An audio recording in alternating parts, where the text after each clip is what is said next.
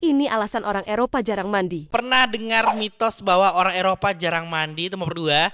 Lalu muncul pertanyaan klasik, mengapa kita Indonesia harus mandi setiap hari, bahkan 2 kali sehari maupun lebih juga.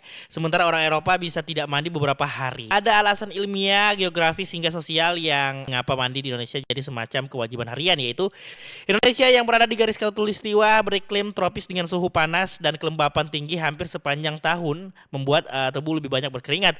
Keringat yang menumpuk di permukaan kulit ini bukan cuma bikin tidak nyaman ya, tapi juga jadi ladang tumbuh bakteri. Kalau dibiarkan ya bisa timbul bau badan hingga iritasi kulit. Maka dari itu juga mandi setiap hari jadi cara paling efektif untuk membersihkan tubuh dari keringat, debu, polusi dan bakteri ya. Bandingkan ya teman berdua dengan sebagian besar wilayah Eropa yang teriklim subtropis hingga dingin, cuaca sejuk dan minim sinar matahari membuat ya tubuh kita tidak berkeringat. Juga beberapa negara seperti Prancis, Jerman ataupun Belanda mandi setiap hari bukan keharusan, bahkan sebagian orang mandi 2 sampai 3 kali seminggu udah dianggap cukup.